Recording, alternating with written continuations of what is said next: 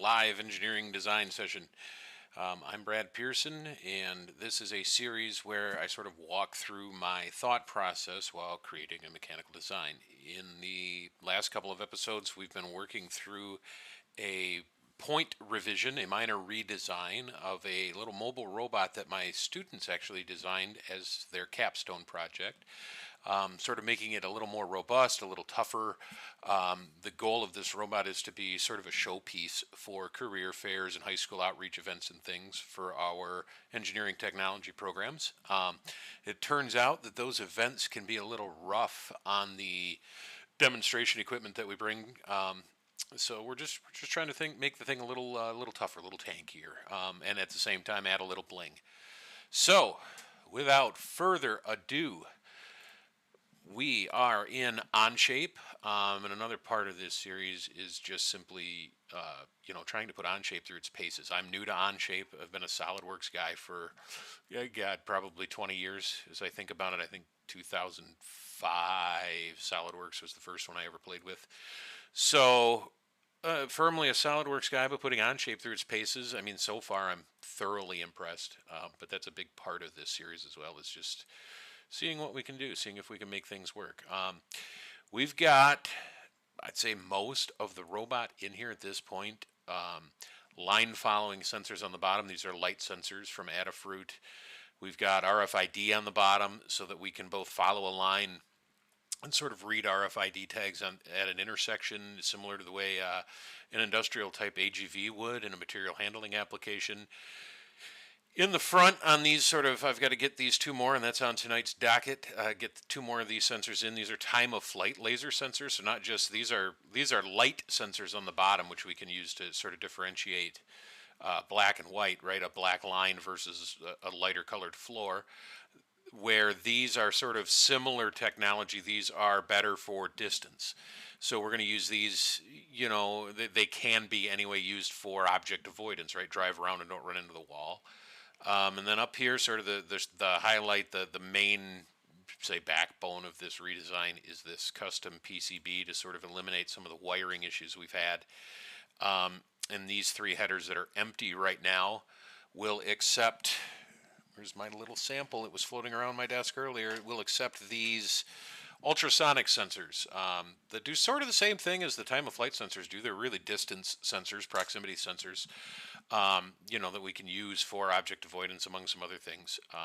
Just more options. I mean, one of the goals of this project, not just to make this thing tankier and more robust, was also to utilize a little more of the board. So I told the students, I dictated that they use the Arduino Giga R1 Wi-Fi, which at the time, anyway, I don't know where it sits now, but it was the sort of biggest and baddest board that Arduino made. And it turns out we weren't even using half of the capacity with the design. So fill it up a little more, add a couple of sensors. We're also going to add some bling in the form of Adafruit NeoPixel light strips. I have noticed that the little robots that we bought, the Ozobot robots, tend to attract uh, high school students and visitors at a higher rate, and I think part of that is simply because they light up. They're shiny. Um, so I'll throw a couple of those in there. We have the space, we have the outputs. These are cool because they don't actually require a communications channel. They're addressable. Individual LEDs are addressable, but they don't require a communications channel. They run just off of a digital output on the Arduino. So we got plenty of those. The board includes a spot to actually plug those in here, so they'll plug in. And I'm still debating. I think in the end, I would like to. I hear anyway. I understand that Onshape here does have a photo rendering mode.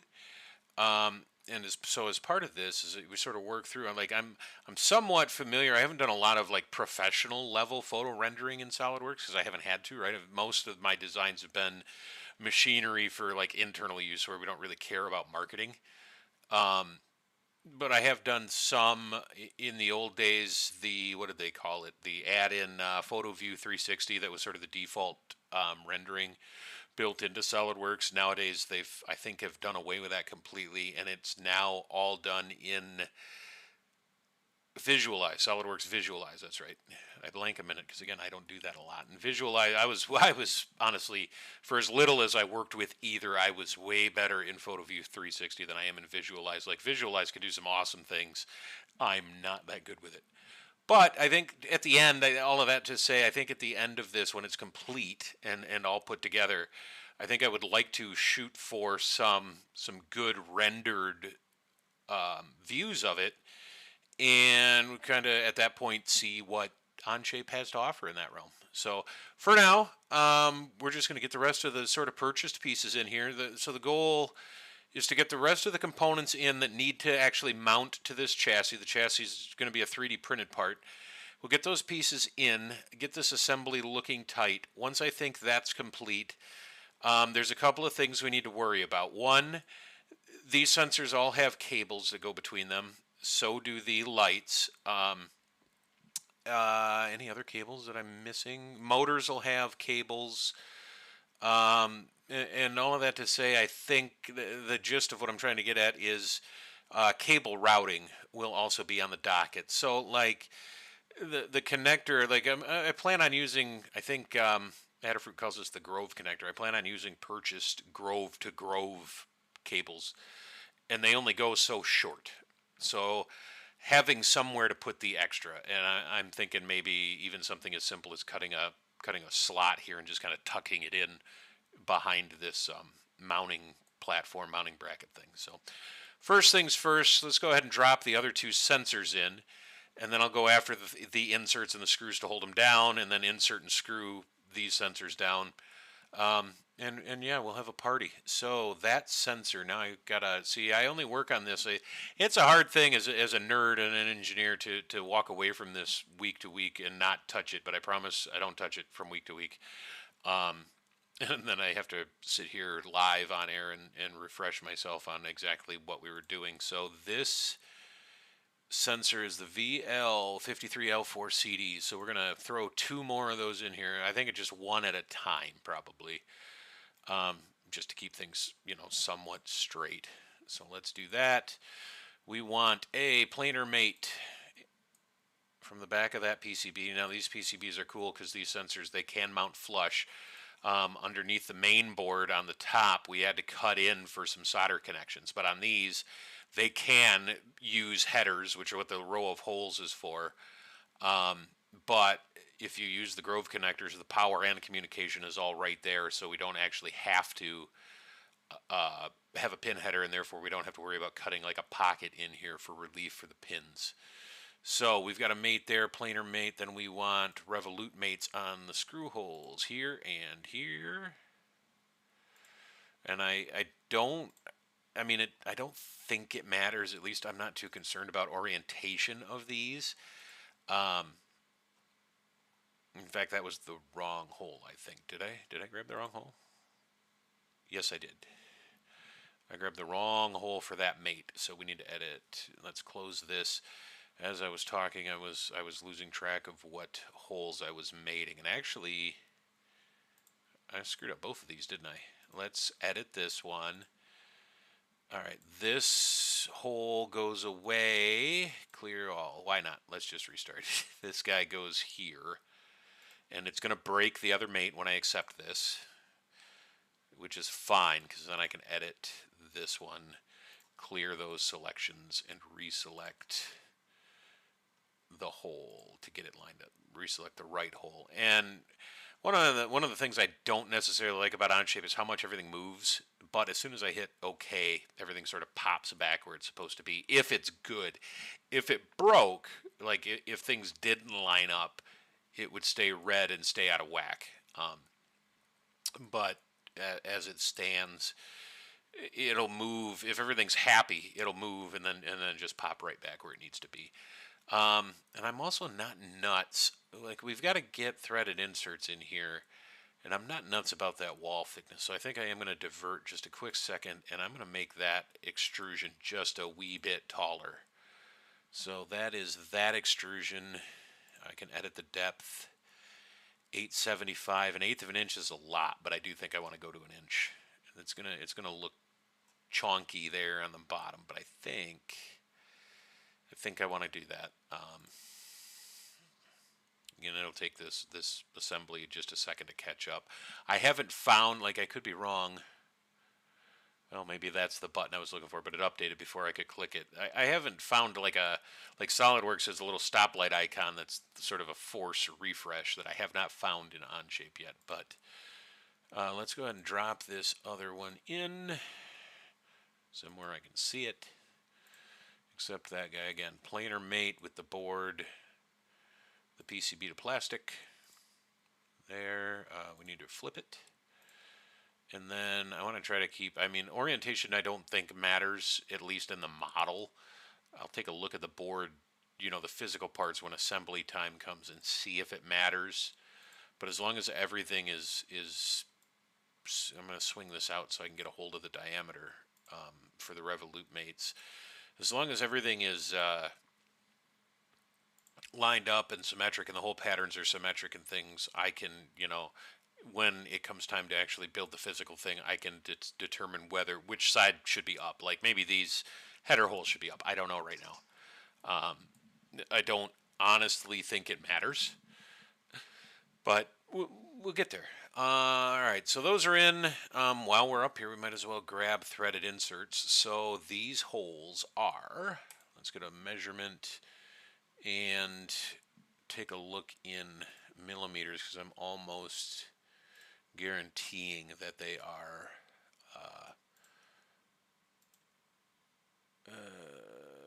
why are you not showing me? Oh, you are showing me diameter. 2.5 millimeter diameter.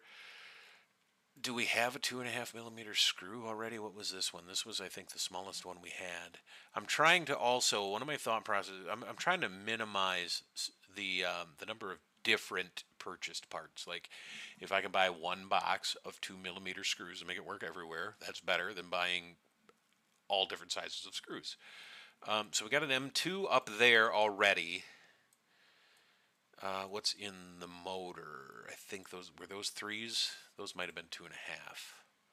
All right, so we have a 2.5. So we're going to have an M2.5 millimeter insert, or a M2.5 millimeter, a 2.5 millimeter insert anyway. I still think, see, a 2.5, we probably want to go, it's a 2.5 millimeter hole. We probably want to go with the 2 millimeter insert. And I guess the question is going to be, let's go to the insert itself. And I grab those out of McMaster. They are heat set inserts, the straight ones, not the tapered ones. Flip this to metric and grab the M2. And always, I shoot for the tall, thinking that if the tall one fits in the hole and I decide to go with a shorter one, the shorter one will fit. So it should be a 30 millimeter diameter hole, or a 30 millimeter. It should be a number 30 drill bit in these holes. What is it? Let's edit. 129 is a number 30. So we did size these holes for the number 2 threaded insert. And the part number on that, I do believe I've already got it in the project, so I don't have to, and I need to quit alt tabbing. That's a SolidWorks habit, tab between things. M2 part number is what I want. 120. I do believe that 120 part is already in our Onshape project. So let's check. A120 right there. So I need 4 of them. One. Yeah, that's another. So far, this is episode 6, so it's been 6 weeks playing an Onshape. And I was also doing the math. That really means that, oh, you got to hit accept. So far, I mean, anything I have sort of griped about is just nitpicky workflow type things. Like SolidWorks here, if I wanted to insert more than one, there's a little pin icon. And I can click the pin and just drop in, I could drop in all 12 if I want. Like right now, I don't want to do that. I want to kind of keep them grouped together for now. But I could drop them all in all at once if I want. And I haven't really found that same functionality here. But that's kind of a nitpicky thing. Like functionally, so far, like this software is awesome. I have, no real complaints. So again, I'm going to revolute mate all of these guys, grab the diameter on the top there on that sort of countersink chamfer, whatever we want to call it, and just, if I mate them to the hole, this I do like over SolidWorks, because doing the same thing in SolidWorks would require at least 2 different mates, a concentric and a coincident mate. But the revolute mate covers both, and normally, like, I'm trying to get over being so picky. Like my standard recommendation to students and to other designers and stuff is, when you're doing an assembly, lock everything down. Like, unless it is supposed to move, lock it down. And ordinarily what that means is I would also grab one of the planes of these inserts and lock them down to, say, be parallel with this face so that they can't rotate. My normal advice is to do that, keep things from rotating. I'm going to unhide that sensor now. Where'd the PCB go? Excuse me? Why'd the board disappear? Why'd the board stay hidden? That's odd. Hide the whole assembly and the board disappears too.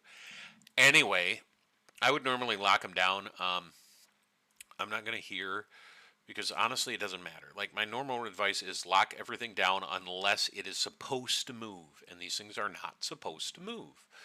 So I'm trying to get over that thought process. These little symbols here mean they have degrees of freedom. Like, the only degree of freedom left is they can rotate in the hole, and honestly, from a solid model standpoint, who cares? So now I've been using the standard hardware. I'm going to stick with that. Standard content, those were M2 inserts. Length, I don't really remember, but we want Phillips head, which is what we've got. Insert, and I'm going to try. See, I'm a little bummed, like I can't get it to drop. I mean, am I just picking the wrong, like, feature to mate this to? Like, I should be able to. I see it popping all around. Is it just a matter of grabbing the right? That's going to mate it. Oop, don't do that. That's going to mate it way down in the hole. I don't want to do that. I want to mate it right there. Will you do that? Nice. That might be the first screw I have dropped in where I wanted it without having to put it in space. Without having to put it out in space somewhere. So it's just a matter, I guess, of grabbing that right mate connector to get it in there, which is, I'm okay with that. It's a learning curve. Now, are those too deep? That's the question. They are. Those are way too long. So I'm going to accept that. Can I modify that after they have been? It doesn't look like it. It doesn't look like I can modify that after they've been inserted. So I'm going to go ahead and delete them. Like, it was easy enough to get them in there. How long were these guys? Like, were those too long? Question mark? I grouped them together here. M2 by 6. So if I make this transparent, Where are you? Make transparent. Okay, they're going to stick through the bottom of the insert, but they should clear the bottom. So we need 6mm, it looks like, because those holes should be the same. I used the same specs. So let's try it again. I mean, there's nothing to lose. It looks like we went with 6mm length. Let's try this again. Drop. Oh, got to click insert and make sure we grab the right mate connector. I like that. Now that I just have to watch out for that mate connector, I guess. So that's, again, just a learning curve type thing. And then I lost it as I glanced over to chat while I was moving things around. So insert, get the right connector. Cool deal. I'm happy with that.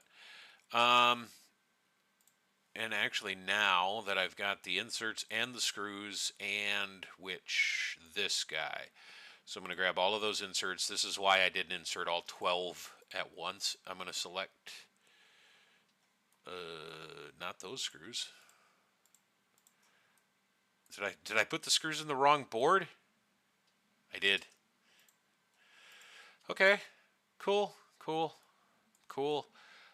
So that kind of derailed everything I was just talking about. But what I'm going to do is I'm going to group them together into folders so that, for organization's sake, I can keep track of what parts belong to what sort of area of this thing. Except I wasn't paying close enough attention.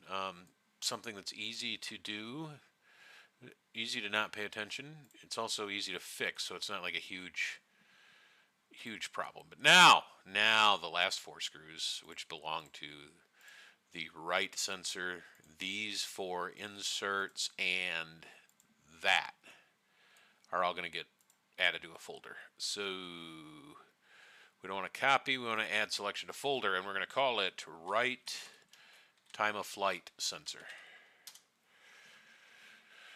Okay, now they're all grouped together. Now, I did play around, and it turns out, if I go in here, and in each one of these screws, I can actually individually hide. I don't like the fact that those mate connectors show up sort of automatically, but I can go in here and hide them all. And I'm going to do that because otherwise they will forever be sort of showing up in my way and be things that I could accidentally click on. So now, since I screwed these up, I have to hide these screws. And which assembly? Not that assembly, that assembly. Deselect. Well, I mean, I might as well hide them all, right? Might as well hide both. Hide both, because I'm going to the left side next. It is coming. So I need the 120 insert. Current document, the 120. And I got to have 4 of them. 1, 2, 3, and 4. And I did it again. Don't hit escape. Green check mark. Green check mark for the win. So we're 6 episodes in. Each episode has been roughly 2 hours. I mean, when you really do the math, that's by the time we're done, so we want Revolute mates. By the time we're done, it's probably so far like if we were, sitting down and CAD designers doing this for a living, it's like a day and a half, which, I mean, isn't terrible for a robot packed with this many features, at least I don't think. Like, I've been an engineer a long time. I've never been a professional CAD designer. I'd be kind of happy with that pace of work. I mean, it takes a minute to get these things right, because the goal, I mean, let's face it, we could slap anything together quick and be done with it, right? But the goal is to sort of get something put together that we don't have to iterate and just keep printing parts and hope they work this time, right? So let's see, we've got our hidden screws, which I'm now going to show. So those are in. While I'm here, I'm going to go in and hide. Can I select all 4 of those at once? 1, 2, and hide them all? Yes, cool. Hide them all. Grab those and all of the screws. That's everything there. And the hidden, well, not that hidden, this hidden board. And add those to a folder. That is the center TOF sensor. All right, and then I want to pop in that center one, and I want to show. the sensor. Cool. Now we are starting to see like a little loss of resolution as we zoom out, like the loss of detail, not necessarily resolution. You see these things sort of turn into gray blobs. I'm cool with that. I mean, so far we had a little hiccup in one of the episodes once we brought the Arduino in, and I think that slowdown was primarily due to Onshape um, attempting to render it, attempting to figure out where everything fit together and whatnot, and do. It seemed also like it was trying to do some of its like back end file manipulation, whatever it's doing with the files in the back end. So I'm kind of okay with that because it evened out. I haven't seen any slowdown since that like initial bringing in of the board. You know, once it cooled down and figured out whatever it was figuring out, it seems to be okay. So here, just more of the same. More inserts, more Revolut mates. Revolut mates for days. There we go. I will say, I mean, I'm kind of in love with the mate types that this software has and how they work. Again, just getting these inserts in here, even if I was willing to allow them to rotate, just getting them in here would take at least 2 separate mates in SolidWorks. So there's that. I got to show that board, right, to get the screws in because I need those holes. So let's insert, and we're going to go back to our standard content. We're still at 6mm M2 screws. Oh, it helps if you check mark on show the board. All right, insert. And I just exploded with a Windows noise. Luckily, I don't think you folks out on YouTube heard that because I do believe I was smart and figured out how to mute my desktop audio in the streaming software. So far, I mean, if it hasn't been evidenced yet, far from a professional streamer or professional YouTuber. But at least I'm getting some things figured out, right? I mean, this is 2025. There's a certain level of professionalism expected, even in a YouTube live stream, right? So let's add that guy to a folder, and that is the left sensor. Right, multiple engineering degrees, 25 years actually doing the job. I still have to look at my hands and figure out which is right and which is left. It's awesome. So those are mounted. Let's hide these. Can I select them here and hide them? That would be kind of cool. Select them here and hide them, maybe. Get rid of those. I just want to hide the mate connectors, not the screws. There we go. Get rid of them so, you know, we're nice and clean looking-ish. All right, those guys are in. More of the same, so just rinse and repeat. I want to get all of these in here. 1mm 2.5, so we're going to go with the same 2mm inserts. I'm going to double check. See, a lot of my time in a design like this is just double checking. Like, I never trust. Did I actually design that thing right? 129, 129, they're both number 30. They're both the same depth. So, same insert. That 120 insert. So,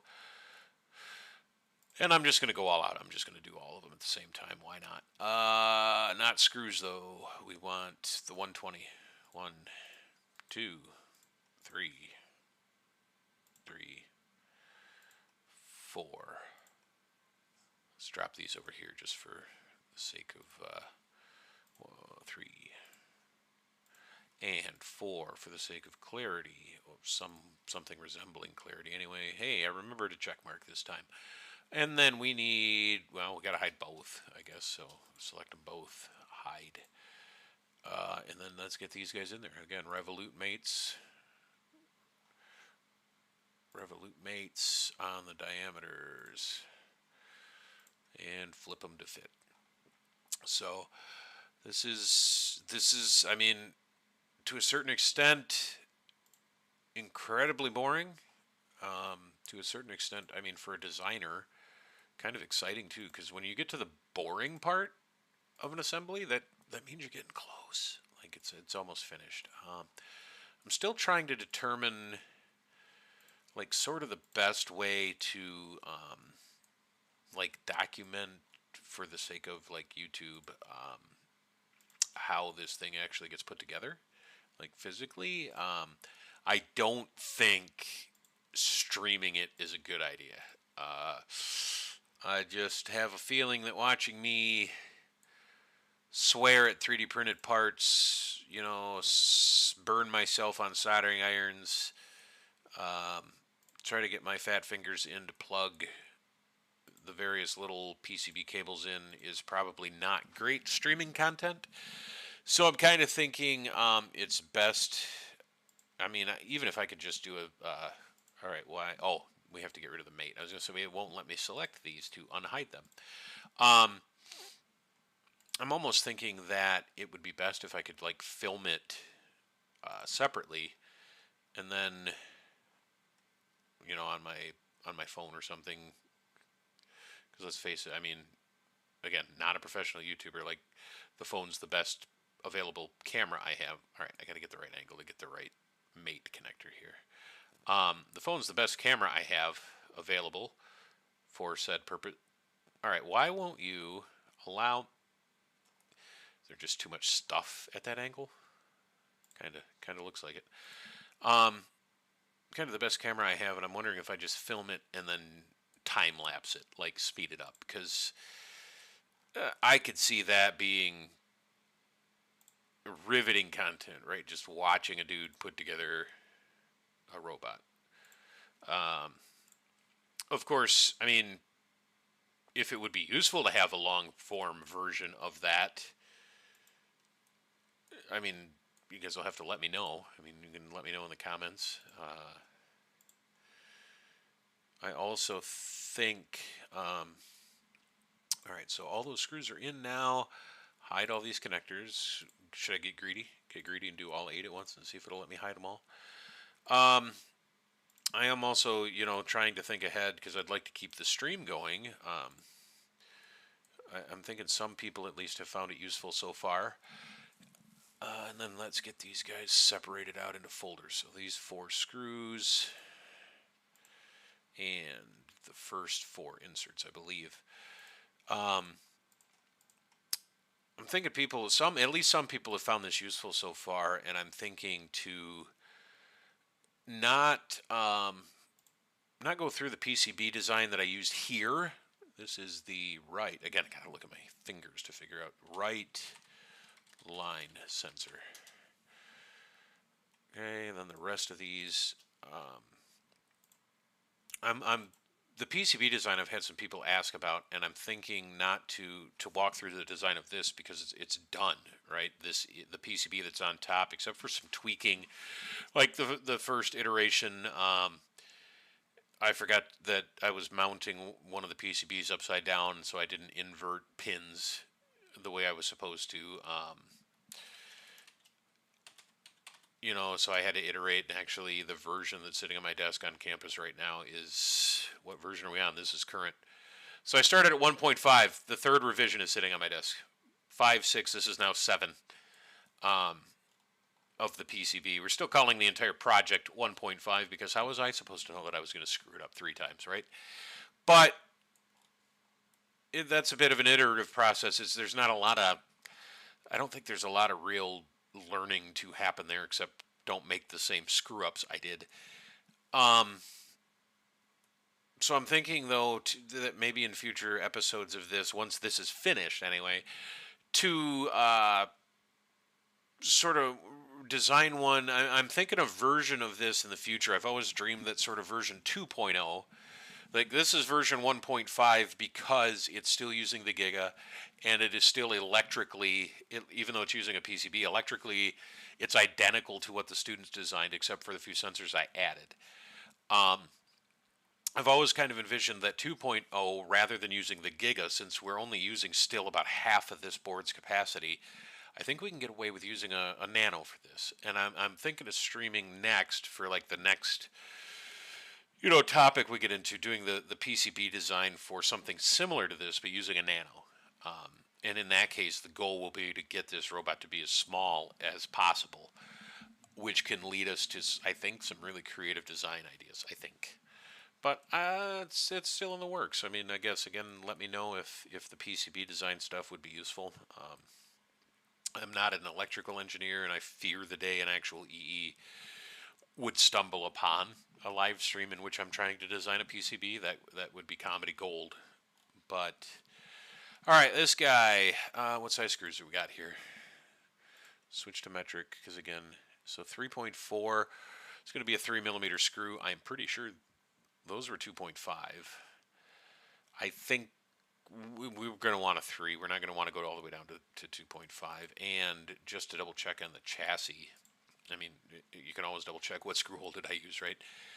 157. Edit. What number is that? Is that a number drill bit? A 22 drill. So let's check the M3 threaded insert. M3. A 22 drill. I didn't go as tall.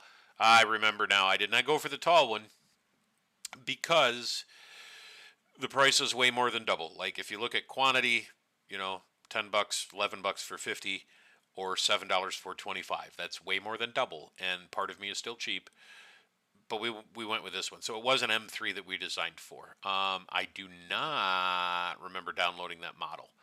So let's go to product detail and grab that model. And we want this. I'd rather have the step file. I'm pretty sure Onshape can bring in native SolidWorks, but I don't want to chance it. Like step is designed to be portable. So let's do it. Import appearances, sure, fine. One thing I will do, again, when we get toward the end, and one thing that I recommend that literally everyone designing anything in CAD for any reason do is I will assign real materials to all of these parts. I will make sure they have actual materials. Maybe for like the PCBs, these, because it's got so many parts, I might just see if I can, I noticed in Onshape in another project, there were some settings where I might be able to set like an override weight. Because really the goal of setting materials, like I don't need to do stress analysis or anything on this. There's really not much to analyze as far as stress goes. There's not much going on. But it'll at least allow me to estimate a weight. And I like that. I like that. It's a good practice to get into for literally anything you design in a 3D CAD software. So I'm definitely, you know, toward the end, or at least before we finish this thing, before we call it done, I am definitely assigning materials to everything. And even if, I mean, I've got these physical motors sitting here, I've got these wheels sitting here, even if I have to weigh them myself and manually override a weight, I'm cool with that. I just would like to know what the overall weight of this robot is. Because then it leads to some cool things that I can do. Again, cool. Remember, I'm a nerd. Cool is relative, and what part number was that? Where are we? 140. I need 4 of them. 140. 1, 2, 3. It doesn't really matter where I put them before I mate them. It just, they need to be out here somewhere where I can see them. But oh, there we go. We're starting to get some resolution lag. That again might be just Onshape doing whatever background processing it does, because it seems to smooth itself out pretty quick and then never be a problem again. So there might be some, like, I don't know, file tracking stuff going on in the background that I am unaware of. But that seems like an awful snug hole, but that is definitely what that drawing told me to use for these inserts. It was a number 22 drill. All right, so those are in, again, those were what? M3s? M3s. And how deep? Let's unhide the RFID. And again, for some reason, it didn't unhide everybody. So down here somewhere, I bet I'm going to find a hidden PCB right there. Show. And again, if I were a little more normal, like my normal workflow, I would go after this red. But I'm going to be kind of honest. I mean, faulty topology, right, is all it tells me. I am guessing, it's a complete guess, that is what SolidWorks would term as bad faces. Like when you import a step file into SolidWorks, occasionally you get a bad face.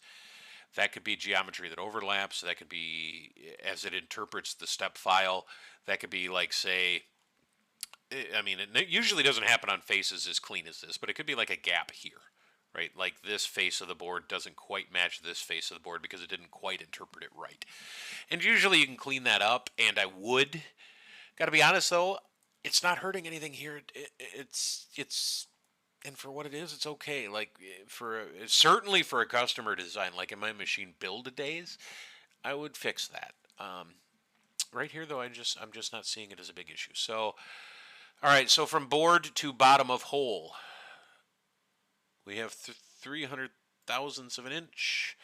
I'm going to switch that to well, it is in millimeters on the expanded view here. So 7.8 millimeters, so 7 millimeters maximum is what I want to do, and I'm going to use the standard hardware again.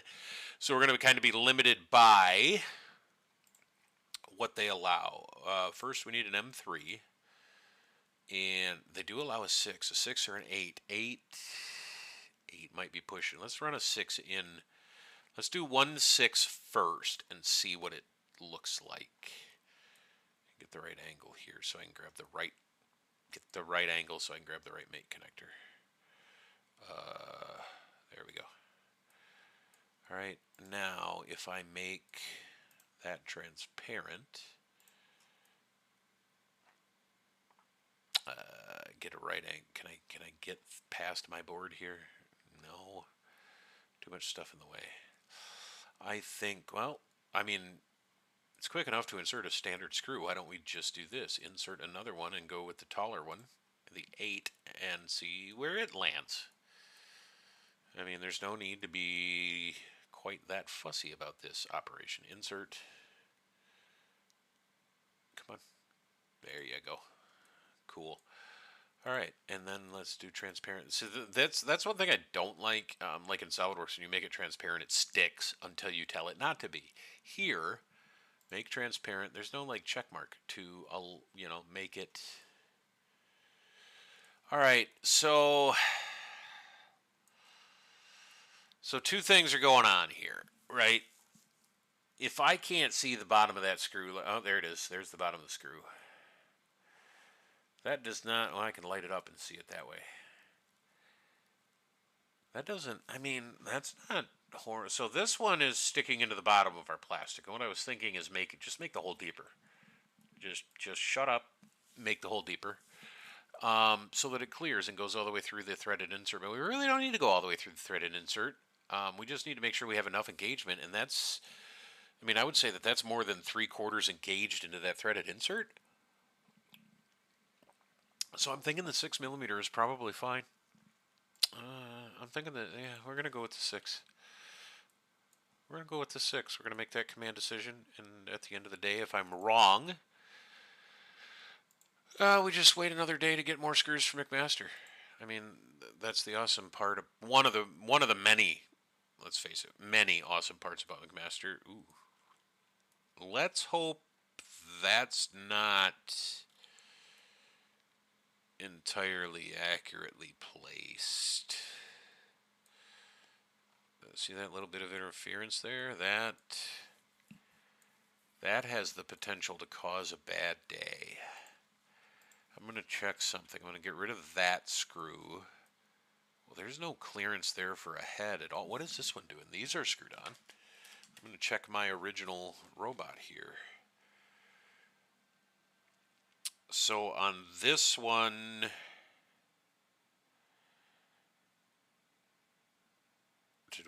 did I mount this upside down?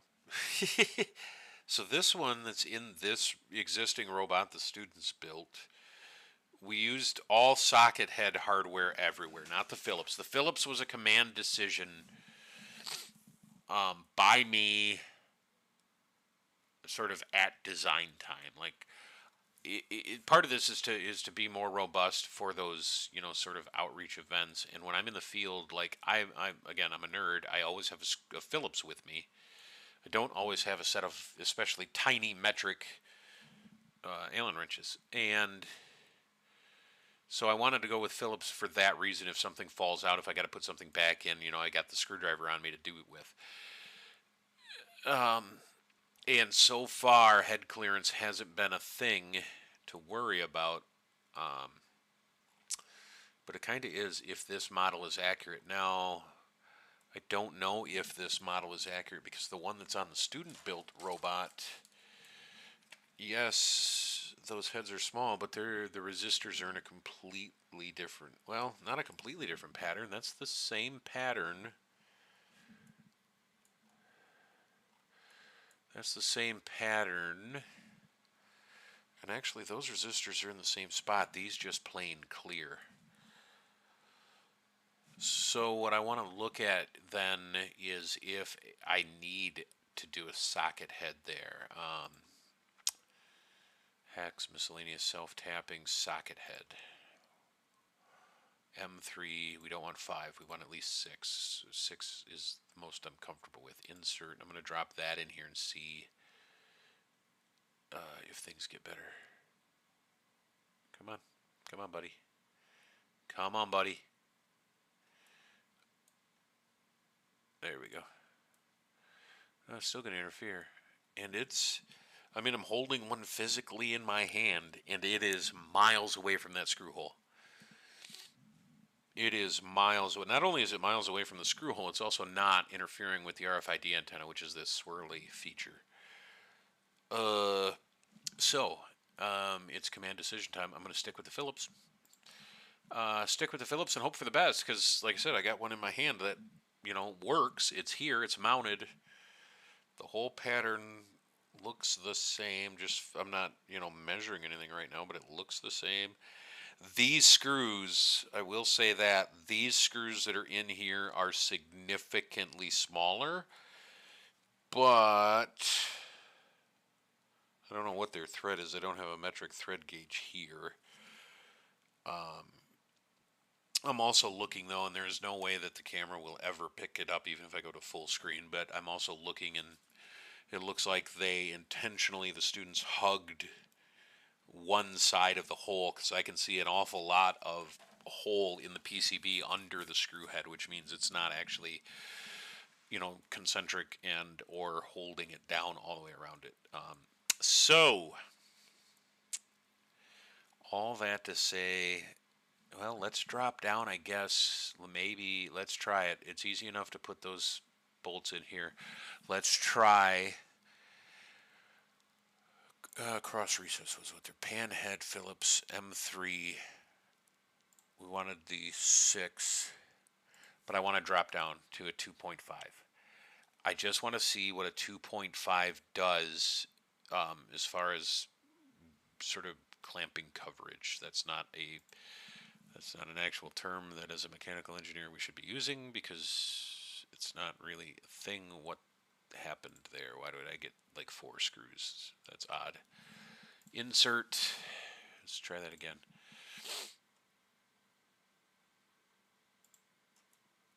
Alright, I'm clear.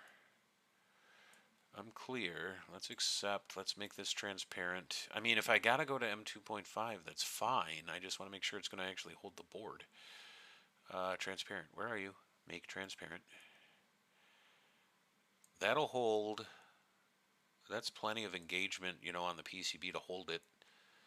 I could probably even get away with an M2 and be like super safe. Let's leave that there and try an M2 on this other hole, the one that we haven't put anything in yet. M2, because we got both sizes in here right now. We got both sizes in here right now. All right, accept that, because if this will work, let's transparent. Where are you? Why do I always lose that? That'll hold it. It doesn't have to hold much, right? There's 4 of them. We just have to... I think I feel better about that, though. That's getting close, and it's on that RFID antenna, and that on the RFID antenna might be an even bigger concern. Like, these are two. So the big debate, like, we've got the threaded inserts and the screws. we've already got in this design, I don't remember what I have physically sitting on my desk because I bought things before I designed it. Don't do that. Not my recommendation. But we've got all the sizes we've played with. We've got M3s. We don't have Phillips. I don't have Phillips. It's all socket heads. But we've got M3s. We've got M2.5s, so we have M2s. So the real question is, like, will this hold? Right? Will the smaller screw hold? And honestly, looking at that much engagement underneath that screw head, I think it will. I think it will. So I think going to the M2 here, especially were these M2s as well. Those were M2s. So keeping everything underneath the same, and these were M2s. Going to M2s, clearing everybody, never having to worry, I think is a better plan. So, again, common parts, easy to recreate. Let's just delete all these guys. I'm also going to delete threaded inserts because we're sticking with M2s. Delete. Delete. I'm going to change the size of those holes before I forget. Delete.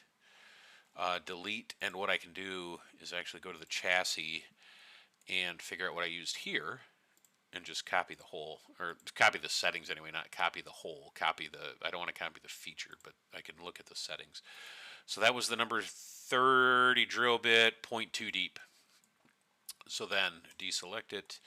This whole pattern doesn't change, but we're going to go to an M30, or M30, number 30. Depth 0.2, flat, leave it flat. Again, if it was drilled, I wouldn't do that. It's not drilled, it's 3D printed, so we'll make it flat on the bottom because we can. Go back to the assembly. We got to hide that. Where are you? That was the one here. Hide that so I can put the 120s in. I need 4 of those 120s. 1, 2, 3, and then everybody will be happy. We have plenty of hold. We don't have to worry about clearing things.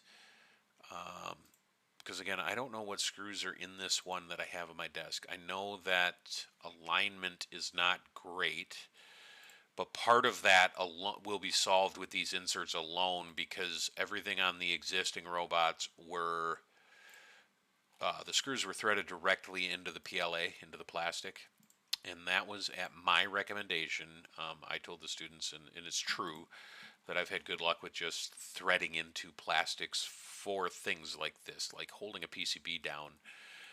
The thing is, I honestly do not do a ton of screws this size. Like, these are tiny. Like, in my world of building machines, let's show that again so we can get the screws in. In my world of building machines, those are tiny, tiny screws. So there's not a ton of thread engagement there if you just want to sort of... so what is the... I've been trying to figure out what the actual trick is to get this in and oriented correctly. Like, I can't select just the diameter to be upside down. If I sort of slowly move here, it's still upside down. Somewhere in there, though, you gotta select just the right thing. Maybe, I mean, that's correct. I want that. What I've been trying to figure out while I've been, chatting through the other stuff is why that gives me the orientation I want. Like, what is my mouse over right now that is giving me that orientation? Because that would be a thing that I would like to be able to reliably duplicate. So I got the diameter. It is not just that mate connector because I'm upside down, but if I start to go to the diameter and then out, I'm slightly on the flat. I'm on the diameter, but slightly on the flat, I guess. I mean, okay. I mean, live with it and ask questions later. So slightly out of the flat didn't work there. Do I got to select that mate connector first? No. I think it has to do with what other features it's seeing. Like once it gets into that antenna, it might be throwing things off. What is it about you that gets you oriented correctly? Because I'd really like to know that so that I can just, drop bolts in. That would be cool. Drop bolts in and go. Now you don't want to flip around at all. So, all right, there's the right orientation. How do I get you? And now I'm back upside down. Is it angle? I mean, an extreme angle like this seems to be working so far. That's upside down. And I also, all of a sudden, like this whole zoom in and out real fast thing has not been an issue in previous episodes, so I'm also kind of in the back of my mind wondering, I don't think I'm doing anything funny with my mouse. All the panning and stuff is the center wheel, the zoom in and out is the center wheel. I'm not doing anything weird that I know of, and it's been doing the sort of fit to view thing. Hide all of those. And then we'll group all these guys together into a new folder, and that is the RFID. So now all of our parts are, sort of grouped together. That's just for, the sake of the model. I can quickly find things now. Another option is to rename things. I've done that in the past too before I got smarter about it, and rename this, front center screw 1, something like that. But grouping them together is much easier. I can just open a folder and go right to the inserts and the screws for that part. So we got M2s everywhere. I mean, so those sensors are done. Those sensors are done. The bottom's done.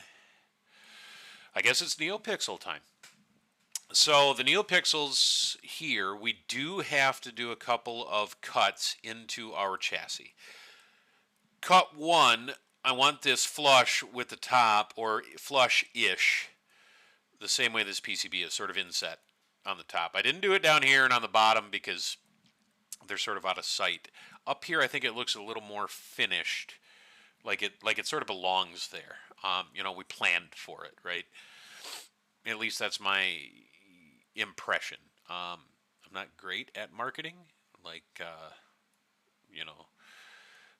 that's my impression. Is it sort of, from a design standpoint, it gives me the feel that we planned it that way, that it's inset. So I want to inset these. There's also going to be one over here. We'll get to that one. I'm going to inset them, but we also need a somewhat of a relief cut, because let's open that up at Adafruit. We don't want the power boost. Is it still open? It is not, but we can. That's the GitHub. I don't want the GitHub. Well, we might as well open the GitHub because I'm probably going to want to go back there. But we would just want adafruit.com. And did that come in with a part number? 1426, it looks like. Let's try that. 1426. Okay. We need an inset for the PCB so that it sits down. Now the LEDs will be proud. I'm fine with that. If the PCB's down from a design standpoint, I'm happy because, like I said, it looks like it fits. It looks like we planned for it. We didn't just kind of bolt it on the top. The LEDs will be proud, but we also need to inset further than the PCB on the ends to allow for the wires. And I can't really zoom in on this much. I don't think I can zoom the whole website in, but like they did here, they just jumpered and soldered 2 of these things together with jumpers, right? We're going to do effectively the same thing, but we're going to use wires. So we need a cutout relief in the plastic to allow those wires to sit, right? So we're not, so everything's sitting down nice and flat. So those are 2 reliefs we need. Then of course, threaded inserts and screws per normal. That's going to be an issue I can see right now for screw head. Like this one's not. That one's plenty far away, but that one is going to be an issue. Let's, again, don't alt tab. Quit alt tabbing. Let's go back to my normal zoom. 100%. And I want to see, like, physically, like, optically, that one does not look symmetric about the hole the way that these 2 do. So that one does look like it's closer. So again, we'll probably want to get the smallest screw head in there we can and pray for the best. Like, this is the thing. I would hope, again, not being an EE, I don't know what goes through electrical engineers' heads when they're designing these products. But I know as a mechanical guy, my thought would have been make sure I can get a standard screw in here. Whatever that standard screw size is, make sure it fits. I don't know that they did that. I'm trusting that they did. I know it would be a thought that goes through my head, but I don't know. So, I mean, realistically, what I'm going to do is hope. That's the best I got. This is the model I downloaded from them. In fact, I'm going to download it again.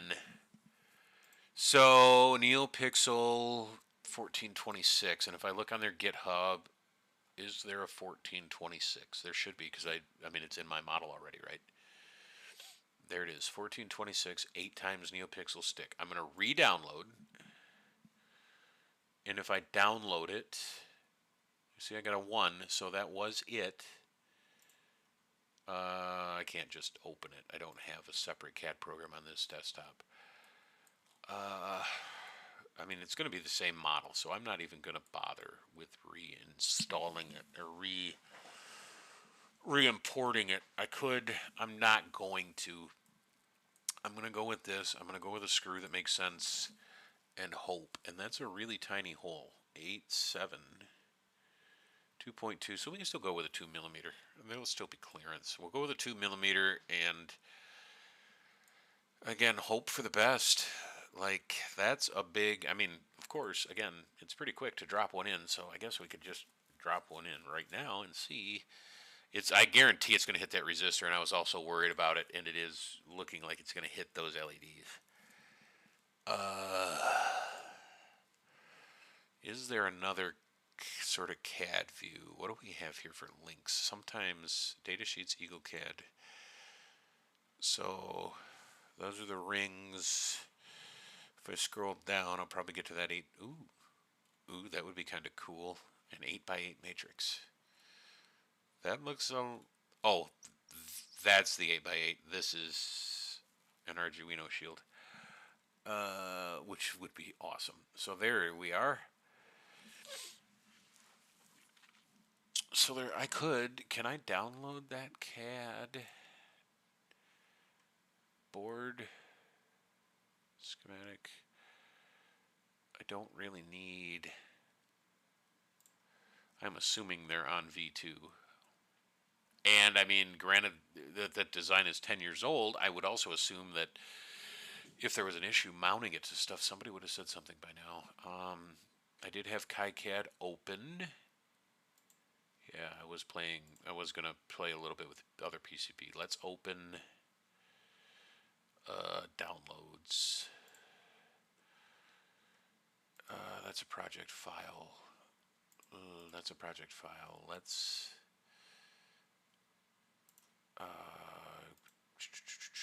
I actually don't. Can I just open a board? I don't know. Let's try it. I think it's going to want to, yeah, it's going to want to open. That's the Stinger board.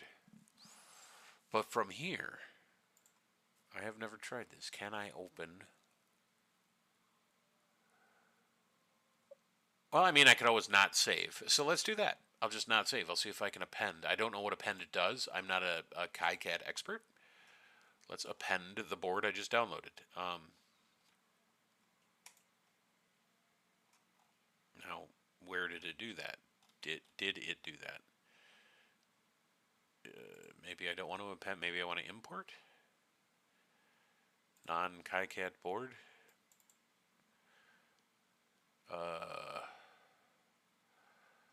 Import layers, I guess. Please click on, auto match. Okay.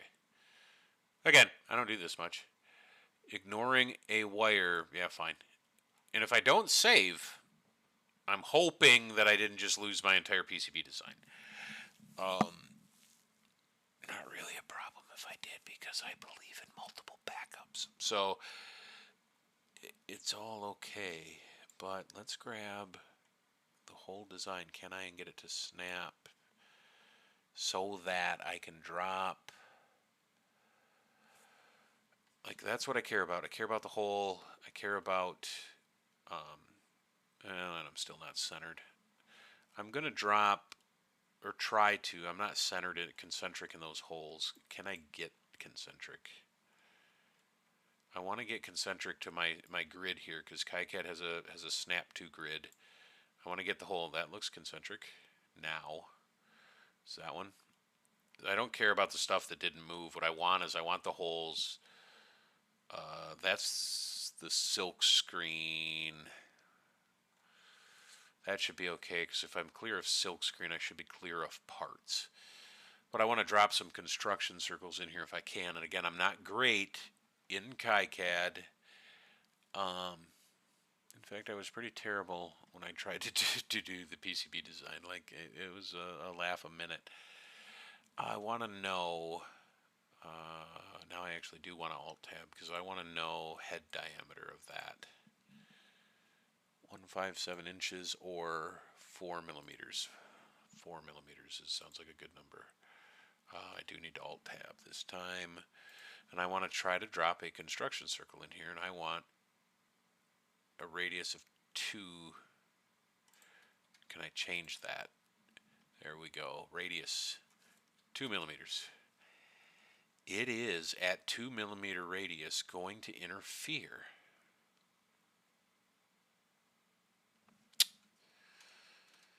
Well, that's not good. Of course, there's some thickness to the lines too, and I don't know where that 2 millimeters is measured to. Is it the outside? Is it the inside? I don't know.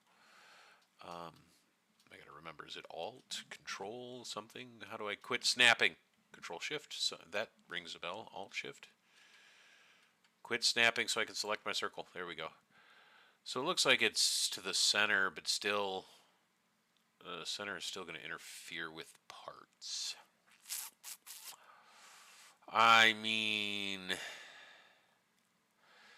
what are my other options for standard screws? Let's go back. Let's leave that one alone and go to the other one. Like, this is the one that's probably going to interfere worse. The other one is still going to hit these LEDs, though. And this is the stuff, like sitting here doing it seems boring.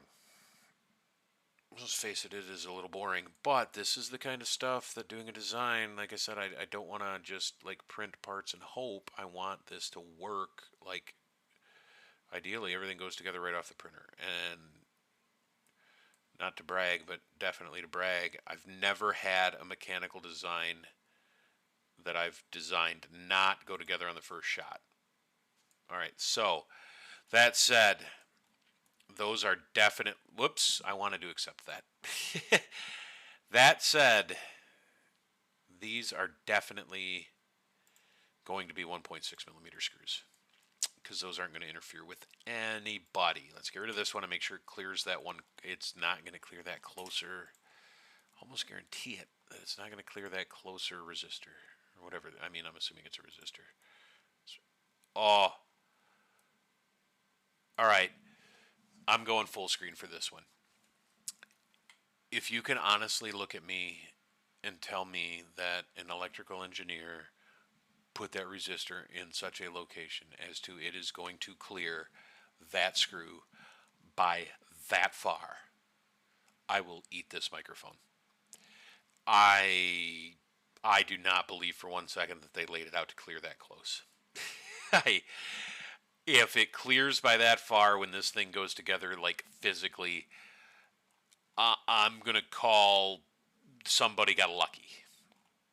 I'm gonna say it now live, and it'll be out there forever in posterity. I'm gonna say somebody got lucky. That said, we definitely want to go with the 1.6 millimeter screw. I'm gonna go to McMaster. I want to leave my heat set inserts open, but I'm going to go to McMaster. I'm going to make sure that exists. It's a standard part. It's always safer to verify you can buy a thing when you're using it from a standard CAD library. Inch. No, that's right, because there's a separate metric category. So why don't we just do metric? 1.6 is a thing. 1.6 panhead. So 1.6 is a thing. Now, I'm also going to verify that there's standard library. So what do we got? We got 3, 4, and 5 millimeters. We probably want to go with the 5 millimeters because we're going to need all the engagement in that threaded insert we can get. I want diameter of that head though. 3 millimeter head diameter, and I want to make sure that's the standard part here. has that.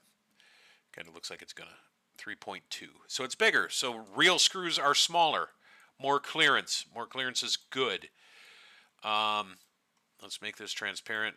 More clearance will still give us engagement to hold the board. Good. I'm good with that. Definitely going with 1.6s. Even though these will be the only 1.6s in the entire design, that's what we're going to go for. Now, the fact that I did all of that before counter syncing this thing into the chassis means that I get to go through all that again because I'll never remember what we just did.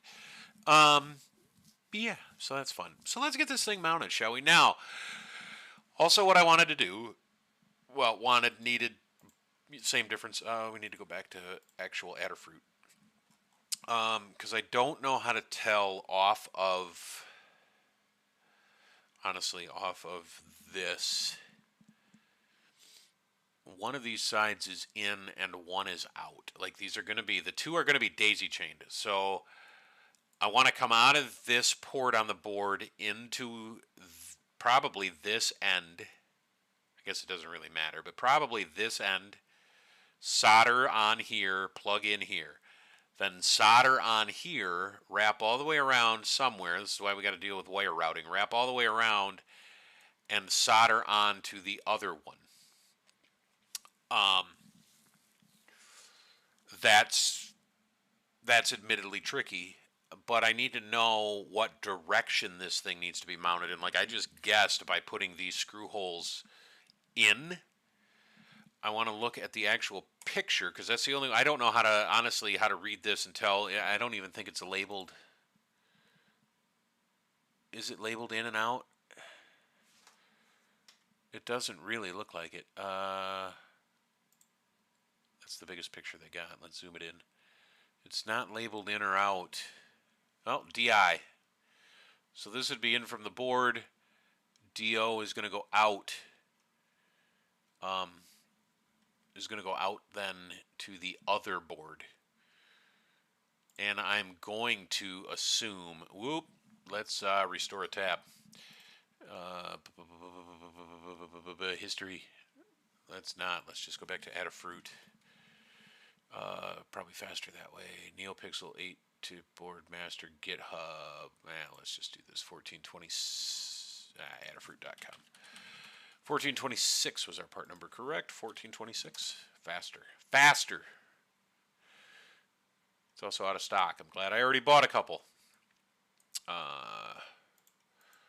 Actually, there's a couple. You can get the different. These are just, it determines what, they have white in them as well, so you can still get those. But either way, same board. Same board, just different LEDs. Still, even the ones with white are still RGB, right? They're still colorable, so they'll still be selectable and whatnot. Anyway, I am assuming that diagram, like these two, let's go back. Where was the link to the schematic? I'm assuming that assumptions are dangerous in design, but I don't have anything better to go on. This orientation matches this orientation. That means in is on this side. Okay? So I want that board flipped. I want on this one holes on the outside. Now on the other side, I want this one oriented. So why don't I just do this for now just to keep it straight? I want this one oriented this way because this is the in. So I'm going to wrap from the top of the board that'll go over here on the left of my window, wrap the wire around somehow. I still have to figure out how that's going to route without, getting in the way of a bunch of stuff. Wrap it around and come into the top of this one. So this one's oriented this way. The other one, I want the holes on the outside, right? Go back and double check. Holes on the outside, out then will be up. Yes. So I'm going to insert another one of those so that, now that was not, was that a composite part? I think so. Yes. And I'm just going to mate it temporarily, like this one's temporarily mated to be parallel and flush right now. I'm just going to mate it just to get orientation locked down for a reminder. So there, and we'll do a parallel. We'll do a parallel with this and this. And it looks like holes are on the outside. When I hit this, it should pop. There we go. Pop back up. So, again, well, I guess they actually are. They're mirror images of each other. They're not. So I could probably still get away with whatever I do over here, mirroring it over here, which is cool. Mirrors are good to save some design time. So we need to then embed this thing, and this one is going to sort of, I think, drive where this way it goes. I'll shoot for the middle, like in the middle of the rail that we have here, but where this way it goes is going to sort of be driven by this side because we have this big block of the power board in the way. Now, there's a lot of extra material in here that I do plan. Now that I know I need to get wires in, I'm going to carve out some to get the wires sort of under there. And we might even do something fancy. I mean, I'm thinking maybe even a little cavern type thing where we can sort of slide the wires in, and once they're in, it at least gives us not necessarily hold, but it's got a little lip or something to keep them from popping back out. So these are all things that I'm thinking of way in advance. But orientation is now locked down. Now, I need to pop to my chassis. The first thing is going to be to recess this board. The board should be, if I remember right, 63 thousandths. Let's get out of the mates. 63 thousandths of an inch thick. From there to there, 63 thousandths. So I'm going to go with 63 thousandths on a pocket on my chassis. Where? Where is the question? So what's the best thing to orient that from? Or to dimension it from, I should say.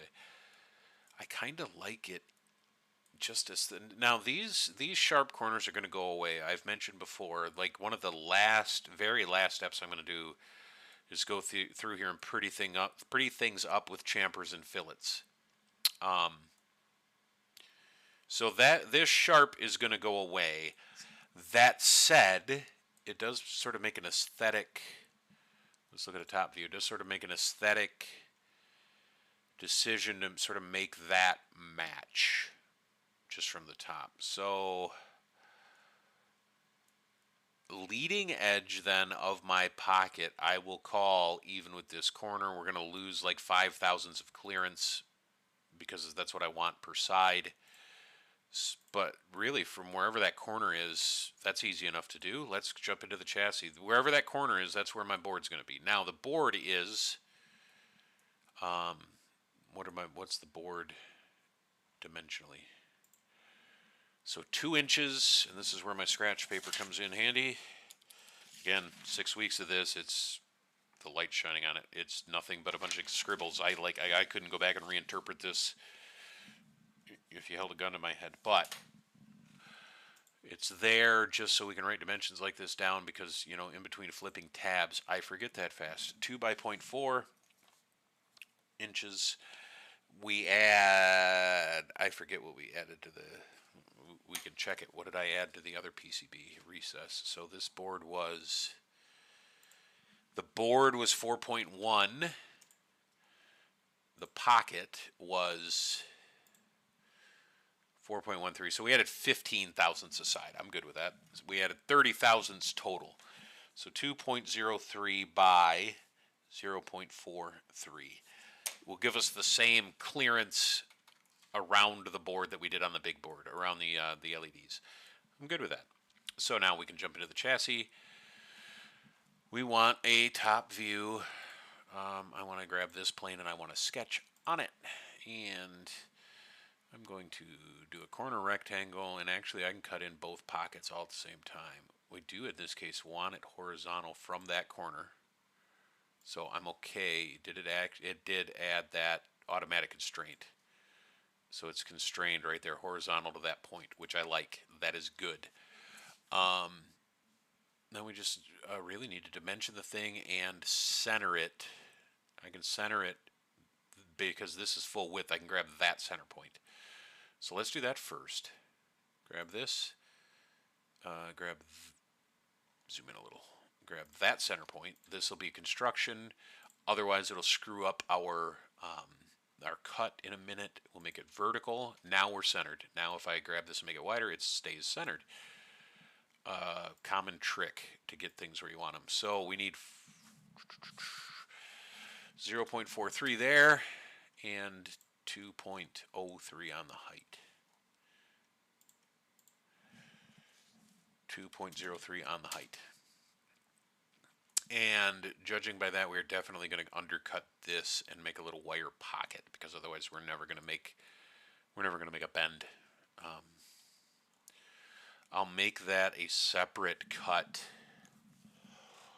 I'll make that a separate cut when I come back, because I need to do this to recess the board, and then I need to come back and make another deeper cut for the wires. The solder pads, where those are. So we'll do that. Good. And actually, I think, while I'm here, I think I might as well, let's edit that sketch. Let's edit that sketch. I'm going to do another corner rectangle. This one I'm going to make all construction and make it true dimension, so that I have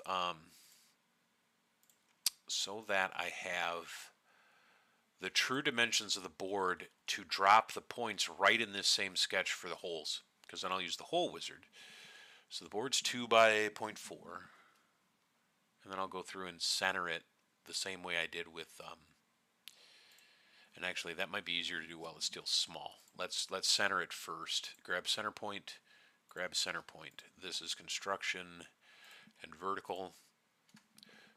Grab center point and grab,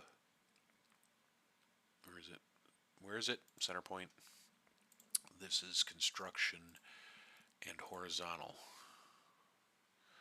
Why did you swing? There we go. I don't know why it swung all the way to the other side. Like I said, the one major gripe I have, oh, this one too did it. I don't know why, is things move so much when you dimension them in Onshape, and I don't understand why that is. Like SolidWorks, it'll move a little, but it doesn't usually blow up quite that bad. 2 by 0.4. So that's the board. The construction rectangle's the board. The real rectangle is going to be the cut. And now if I switch back, let's accept the sketch for now so I don't lose anything. In here, are these this? I want to know if these are the same dimensions from the ends, because that'll determine whether I can just mirror the features when I get done. I don't want minimum distance. I want center distance, 12.7 millimeters exact. Okay, we're definitely doing metric, 12.7 millimeters.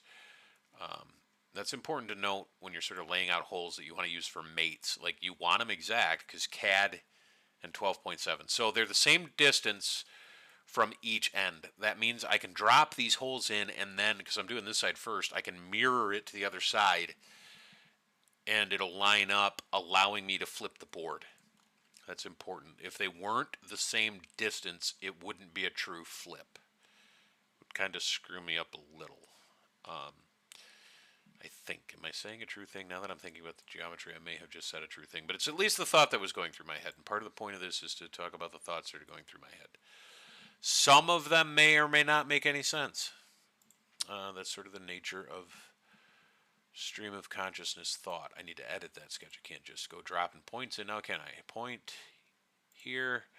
Where they are at first doesn't really matter. But they are vertical with one another. What is that vertical? Okay, they're already vertical. It grabbed an automatic constraint. Okay, and then 12.7 millimeters from each end, and then I'll have to go back and get, distance from the edge. 12.7 mm. Let's get a good top view. I want to make sure that things aren't screwy. All right, and then same there. Here, 12.7 mm. Don't forget the mm. Otherwise, we're talking about 1.5 feet. Yeah, so here, then distance from the outer edge of the board is, and again, not minimum, make sure you're grabbing the center, 2.032 millimeters. I am going to grab that because that's awful precise. That's going to be a weird, if I switch to inches, that'll be a weird measurement. 2. Was it 2.032? I didn't write it down. Again, that's why the scratch pad exists. Not minimum center, 2.032. Dimension. Here, here, here. 2.032 mm. Ooh, that's going to be, well, it depends on how big the hole for the insert is, but that's going to be close to that edge. All right, we're going to accept that sketch. We're then going to grab that sketch. We are going to extrude and remove blind to a depth of 0.063. That's the depth of our board. I don't remember, did I go with 63? I went 60, so we'll go 60, just to make it match the big board. So edit, oops, deselect, edit that, and 0.06. Make it match. Make it match. Make it match. Good? Yeah, good. So, now that I have said that,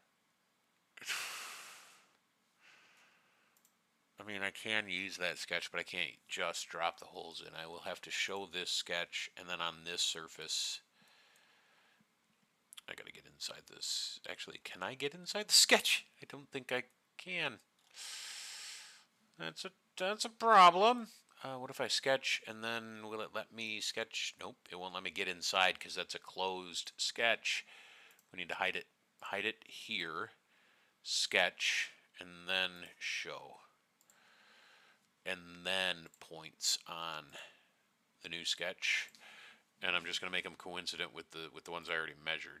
That's the quick way to do it, even though I was hoping to just be able to recycle that sketch, but then I realized it, because just see coincident, if I go to the top view, they line up with the ones I already have. Because that original cut sketch was on this top surface, it won't give me the right holes to the right depth if I just use those points, reuse them.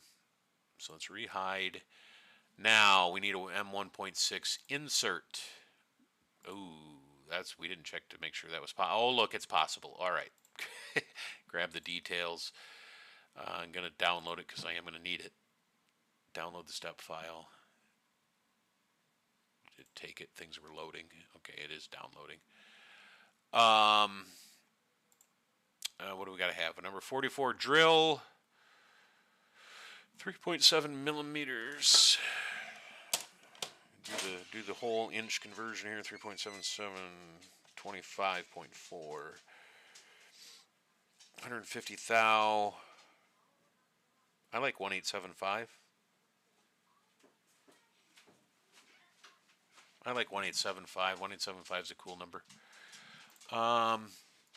And a number 44 drill, yeah. So let's grab the sketch and the hole wizard. And a number 44. That is small. 44. Okay, so we're clear of the edges. That's cool. Now, whether or not I can get the soldering iron in there, which is going to heat these guys up, we're going to make it flat. That's another question. So, actually, 1875.2, do we have the material? I'm going to let that go at 0.2 and just call it a day. Let's make it transparent just to make sure we've got enough bottom. And we do. Like what? How much do we actually have? Let's get rid of the transparency. Why do we have to guess? It's right here. We can just measure. We got 40 thou. I'm kind of okay with that. 40 thou. Maybe I'm not okay with that. That's only 25.4. I got to think based on layer height. Yeah, that's fine. A full millimeter, and I think, what is it, 0.2 millimeters per layer. So, and that's assuming we print it, with this on like the build plate or this on the build plate. I don't know that. It might make more sense to print it, standing up like this. I don't know yet. That's something that's going to come about when I get into the slicing software, which is another thing that I'm debating on whether I stream it or just sort of record it. But if I grab this now, not that. Oh boy, why did that go so far? If I grab all four of these things, the four things that make that pocket now, and mirror that mirror. Now I have to remember we want an entity. Mirror plane is the easy part. Mirror plane is this. All right, entities to mirror. We don't want a part. We want a feature mirror. That's right. There's some tricks to getting the mirror to work the way we want, and I don't remember. I don't think it likes it when I grab the sketches. So let's not grab the sketches. All right, it's happy there. What if I grab that? And what if I grab that? Nothing turned red. If I accept it, everybody still happy? All right. How do I hide? How do I hide the sketches it's showing, or do I just edit and get rid of them? I don't need the sketches on that side. Let's get rid of the sketches. All right, and now we got two pockets. We got a pocket on each side, so our LEDs should fit in nice and pretty. While I'm here, I am going to grab all four of those features, and I am going to folder them, and that is going to be NeoPixel pockets. Good, so we're there. Now back in our assembly. I'm going to go ahead and move that. I will go in a minute, and right now we got to get that new download imported, that new smaller import. And again, if you're worried about how long it's taking, notifications up here show you. So I mainly point that out because I wanted to see it's a 150 is the part number. So, but if you're worried about how long it's taking, whatever, wondering what it's doing, up there it'll tell you in the notifications where it's at. So insert 150 is the part number. 1 and 2 and 3 and 4. All right. Then we get those mated with our standard, Revolute mate. Now, which one's the top? Ooh, does it matter on that one? Looks pretty symmetric from where I'm at. So I guess it doesn't matter. Does either end have a decent? It does have a decent circle that we can use for our Revolute mate, so that's good. Well, either that. I mean, you can either grab this. Sometimes on these models, especially when they model the full thread, you won't get a good circle here on the hole, but you can usually get a good circle out here on the chamfer, and it doesn't matter because it's really just looking for the plane that circle's on and the circle itself for the concentricity. So it doesn't really make a difference. There, and then we're in the hole, so I don't have to invert it. Again, I'll grab the outside on this one just to show that. It doesn't really care whether you grab the thread or the outside. It's just, you need a circle concentric with the center. That's really all you need. I want to get this out of the way. Will you let me do that? Not with you open.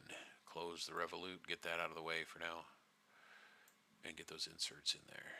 We don't want to insert Revolute mate. Grab the outer circle. Grab the hole. This one I do have to invert. So I'll figure it out. I'll get a feel for, by the time we're done with this, a feel for what's what and when I have to flip and not. Otherwise, I mean, realistically, what's a good flip between friends? So here, will it tell me, does it like highlight what mates are in that? No. Does it, there's nothing up here. If I right click, what do I got? Will it show me, I don't want to copy, will it show me, so SolidWorks in an assembly has a little drop down for each part, even if it's just a part you bring in, that'll tell you the mates that are associated with it. That's what I'm looking for. I don't see it. Best available tessellation and mate connector. I don't want to add a mate connector Copy. I don't really want to do any of those things. I just want you to show me what mates you already have. Ah, show mates.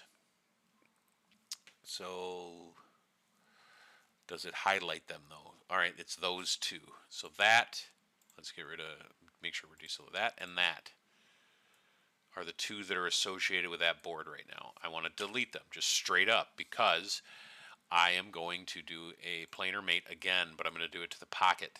Here, here, good. And then I'm going to go back to my Revolute mate here, and it doesn't really matter what circle I grab, but I'd rather grab the chassis than the part, because the chassis, oh, and I missed. How did I miss so bad? How did I miss so bad? We'll have to go back and figure that out. Will it line, are the holes lined up at least?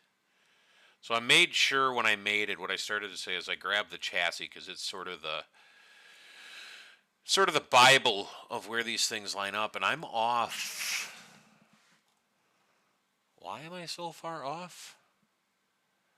I gotta check. I wonder if I dimension those holes off of the cut rather than the construction sketch for the board. That might be enough offset to get us. How far out are we? Let's grab this edge to this edge distance. 025, 12 and a, yeah, it's probably pretty close to that if I dimensioned it wrong. So let's go back to the chassis and check that sketch. Chassis. And so this sketch with those holes doesn't matter because they're just concentric. It's this one with the dimensions that I'm now questioning, and I made the classic blunder. I dimensioned off the construction line. It took that as a center line. Right? That's what it did. That's a thing to keep in mind. I have found with Onshape.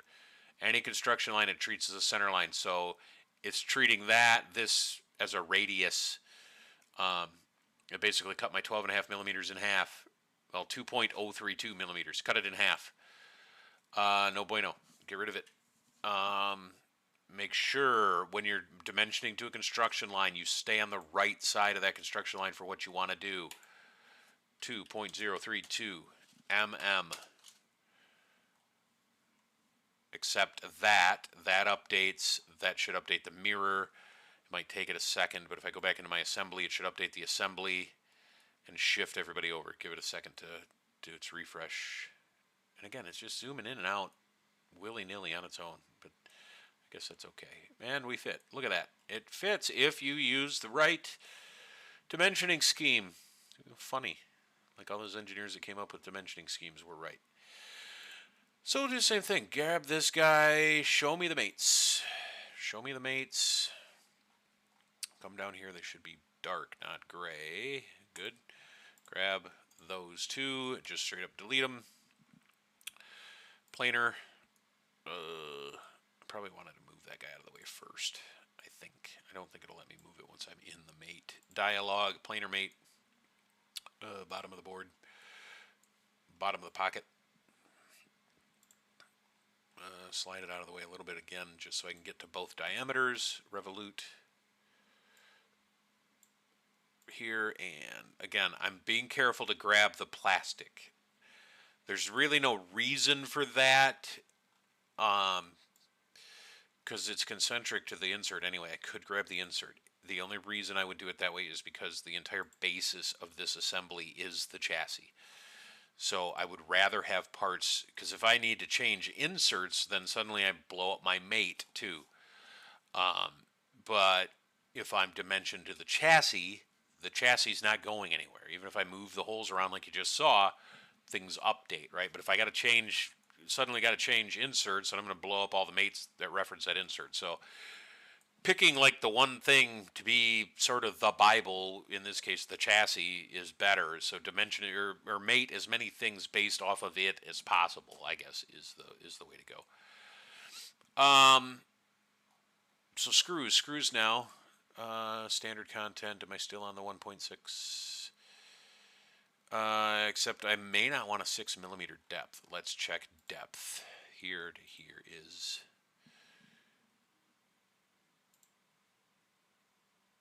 look at that, 6 millimeters. 6.6. Can I get a 6 millimeter screw in that? That was 5. Why'd you jump all the way out? I was happy with where you were. M 1.6, right? Is it what we had? No? Yeah, that's what I thought we had. Get rid of that. We're metric. We want...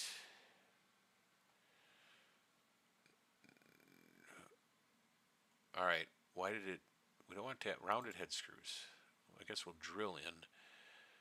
M1.6 is what we're talking about here. There we go. Okay. All right, so we can get a 6. That's kind of ridiculously pricey compared to the rest of them. What about this guy? Stainless steel M6, 100 for 15 bucks, 100 for 17, 100 for 10, or 50 for 10. Again, price does play a factor, right? That's not overly expensive, but like, it's not overly expensive in the grand scheme of things, but comparatively, right? 10 for 25 is comparatively a lot more than 100 for 15, right? So I'm going to go with the 6 millimeter, and I'll just make sure when I order them, I grab, you know, the cheap one. It's just the thread that matters. And the black oxide is what? Is the black oxide actually cheaper? No, it's half the quantity. So yeah, we'll go with the 6. We might as well go with the 6. We have 6 millimeters to play with. And longer isn't, I mean, in this case, longer doesn't hurt us. So let's do that. Insert 1.66 stainless steel, that's fine. Insert. Oh, that's right. That's what they call the Phillips. There. And there. And then I'm going to pause. I'm going to transparent the chassis just to make sure my decision just now to use the 6 millimeter length is going to work. Make sure that it doesn't like bottom out on us. Flip. Come on, what's it take? I'm still trying to figure out what it actually takes to get these oriented right on the first drop. That doesn't do it. That doesn't do it. Like a right click? No, right click didn't do it. All right.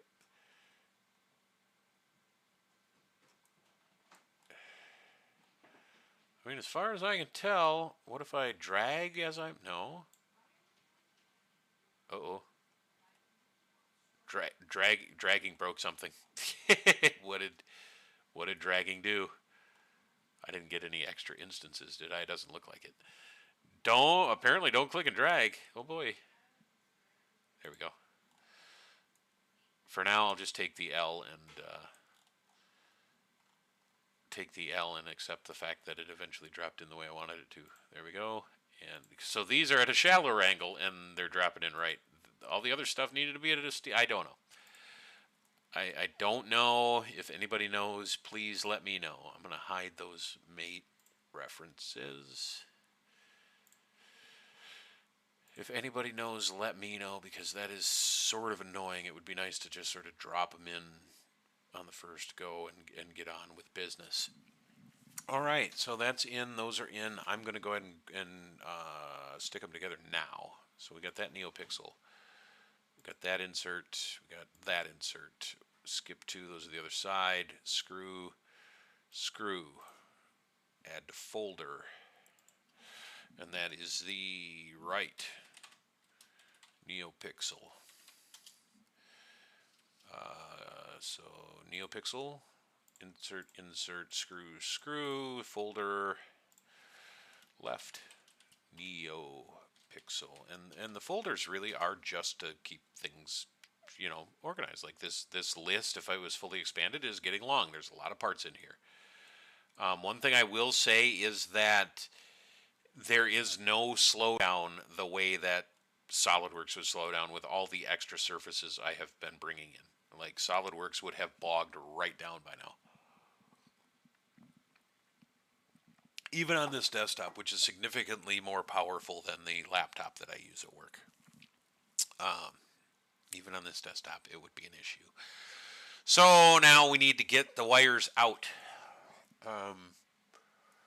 I'm thinking the easiest way to do that is to just make a channel from here. I don't want to go the full width of that board, I don't think. It's going to end up being real close, though, isn't it? If I go back to the picture, and they had up in here a picture of the back of the board and where those solder pads actually land, it's going to end up being the full width of the board anyway. So I might as well take the full width of the board to about here, and I'll just guess at what that distance is because the wires aren't going to extend past the solder pad anyway. So somewhere about here, like in the middle of where this screen printing is, and just cut all the way to the back of the chassis, I guess. Go down. I mean, did I leave that open in KiCad? I did. All right. Let's go to back copper, which is where the actual pads are. These are the solder pads, right? This is the solder I will be shooting for. And I should be able to measure. No, is it going to want to? It's going to want to snap. How do I forget. There is a hotkey. I just don't use this software a lot. There's a hotkey. There it is. Control, left control at least, turns off the snap to grid. There was a way to just to snap to grid but not to objects. I don't remember what that is. I frankly don't. I'm just going to measure. I mean, those look like solder fills, not pads. So to be safe, I'm going to measure blue to blue. And what I'm going to do is I'm going to measure blue to blue. And I have to guess because snap isn't on. But I'm going to go here. 1 point. Why is that all inverted? 1 point. I got to read it backwards? Are you kidding me? Does it tell me what the value is? There it is. 1.6596. So what I'm going to do, 1.6596, is I'm going to treat that like the diameter of the wire that I am going to use. The wire is going to be smaller. But if I treat that like the diameter and go to that depth, that will give me the clearance I need, if that makes sense. And then, of course, I'll add a little bit. But that's going to be my starting point. So I'm going to treat that as the diameter of the wire and go to that depth. And what is that in standard? 1.6596. 25.4. 65 thousandths. Oh, I was going to say, why didn't I just take the board cut out all the way to the back? But I don't. That's 65 thousandths on top of what we've already cut out. So then if I measure, I mean, I might as well, since I'm here, measure control. There we go. Left control, not shift. From here to, I did say somewhere in the middle of the screen print, so somewhere in here. That looks a lot like 5.5 millimeters in. 5.5 and 25.4 is what? We'll call it a quarter inch. It's 217 thousandths. We'll call it a quarter inch. So a quarter inch in, we'll go 70 thousandths deep. Sounds like a plan. Those are strict guesses, scientific. What some instructors of mine used to call swag. It's a scientific wild-ass guess. Like, we have some basis to do it that way, but frankly, it's at the end of the day a guess. We do have some logic behind it, though. So sketch, you know, there's a part of me that wants to get fancy now that I think about it, because it's going to be a deep channel. There's going to be a deep channel all the way to the back of the board. Like, I'm seriously thinking I just cut it out just like this. Right? Same width as the pocket we've already got, but basically twice as deep. We're going to go, I'm going to write that down while I'm here, 70,000 deep, 0.070 deep, and a quarter inch in from the end of the board. So this line can't be coincident, but you get the idea. A pocket all the way out, right? Or a slot all the way out. But I'm thinking of getting fancy and not doing a full just a square pocket all the way out and coming up with a ramp. So that's going to be tough to like draw on here, but if you like, we start deep, but then either curve up or just ramp up, just for aesthetics, strictly for aesthetics. I mean, because realistically, if we wanted it to look, well, that's another option. If we wanted it to look as good as it possibly can, we would actually like channel through, which we can do because we're 3D printing. We can make a channel all the way through and make it like completely hide the wires. I don't hate that idea, except that is going to make them damned hard to actually connect. Because if we solder, if I just run one length of wire from here all the way around the back to here, then I got to solder them outside of assembly, and I can't feed this entire or one or the other. I can't feed through a little tunnel for wires. Can't do that. It's not good. Won't work. So what if this is thinking outside the box, and this is the kind of weird thing I can get away with. Like, I'm not even sure what I'm thinking now could be injection molded. Like, the insert pattern on an injection mold would be so funny to do a channel like I'm thinking, but I'm thinking, so what if, right, this is thinking out loud. I can't violate this plane here. Can't do it. This is the motor. Like, the motor sitting flush with that. This material is as thick as it's going to get. That's like where we live. But I'm thinking, what if, rather than one long length of wire, what if I pigtail both of these with JST connectors, Grove connectors, whatever Adafruit calls them. Let's go back. So we can go to the assembly and show you. So these are male, but if I use the female version of that, right? The female version of this, pigtail it off of here, and then just put a male to male between the two to plug them in together.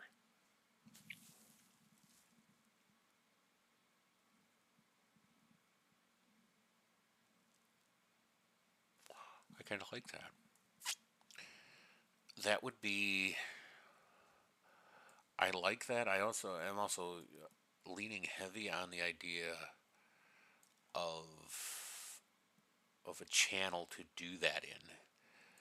Like here on I don't know why it keeps like zooming all the way in and the zoom to fit thing. I don't get it. I don't know what I'm doing this week different than I always have, and it's never done that before. But this side's got all the material in the world. If I make this chassis transparent, make transparent. Where are you? Where are you? Make transparent. There you go. Good boy. We got all the material in the world to work with between like the bottom edge of this board where the wires are coming out and up where this power board is. We really, up until we get to these holes, we got all the material in the world to work with. We got plenty of room to make a hole through this thing big enough for one of these female version of the 4-pin connector to fish it through. I mean, we got all the room we want.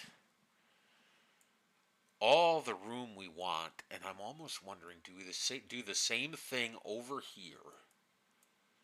A very, very similar standoff, pocket, whatever we're calling this thing. Standoff would be better because it's actual material. Pocket as a whole. Do a similar thing to what we mounted this power board on. Just do it symmetric, and just run a channel through it to get the wires out.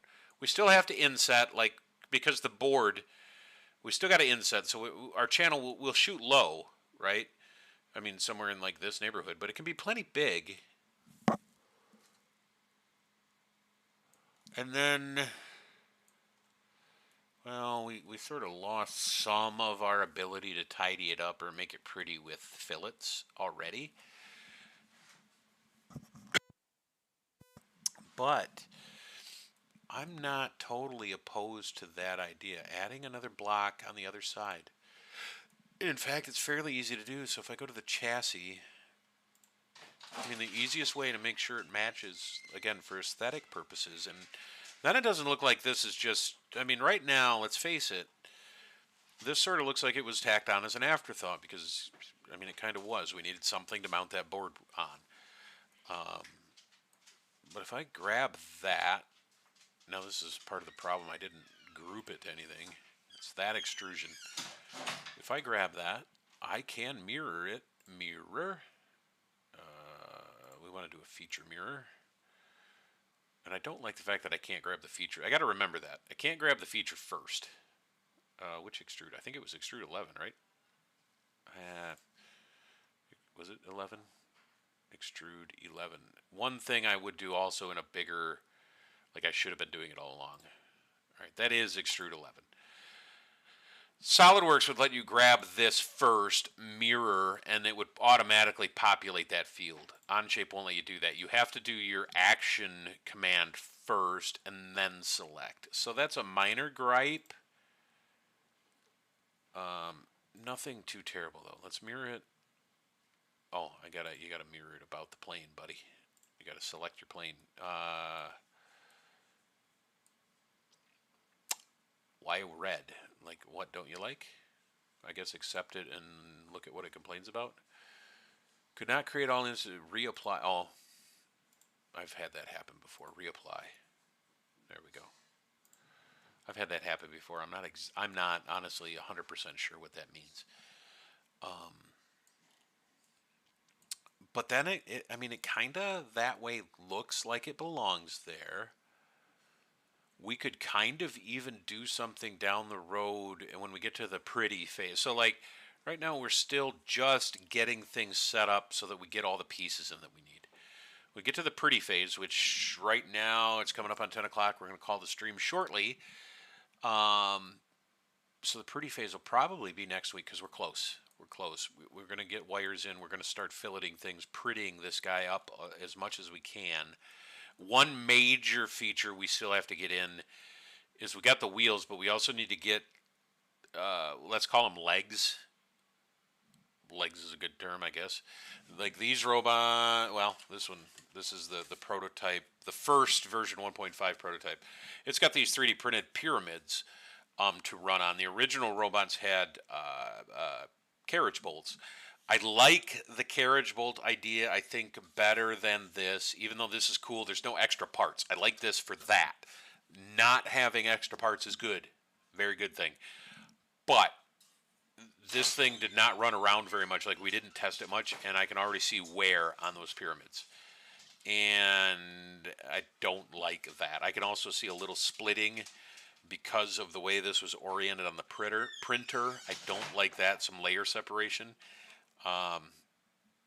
And it's not layer separation just from printing like a bad print. It's from running on carpet and things, and it actually physically pulled some layers apart, it looks like. So while I like it for the modularity, I think I want something with a threaded insert and maybe even just a screw. I don't like the idea of a screw head though, because that'll also drag on carpet and it could catch on fibers and things. Carriage bolts, I think the carriage bolt idea works because a carriage bolt is round already without a hex, without a Phillips, without anything to snag. But we got to get that in any event. We got to get that feature in, so that'll definitely be next week, the focus. But we'll probably also start to sort of pretty this up once we figure out where those other legs. Leg or legs. I mean, we could do a tripod. I don't know. Figure it out. But once we figure out where, we can't. I was going to say we could just extend these down, but we can't because there's now laser sensors shooting through the middle of where those would be. Tragic. Anyway, finishing with the thought for the night, I want to get the wires out of here.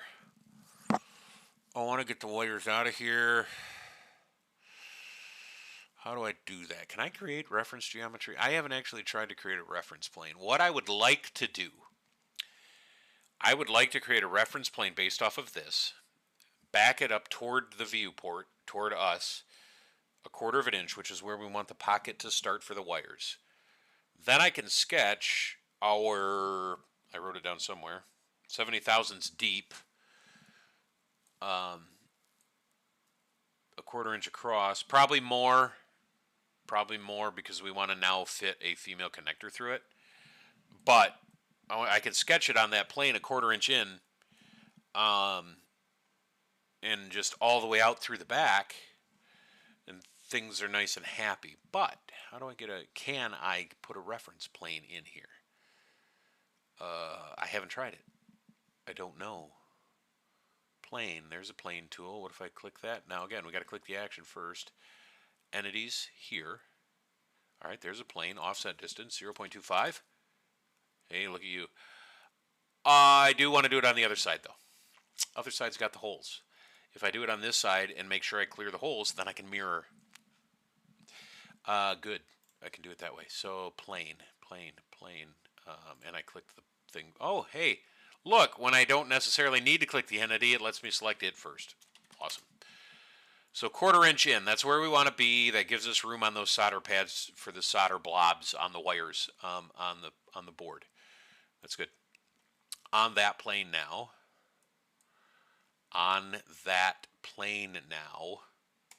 We'll just select it here if you won't let me select it in the model.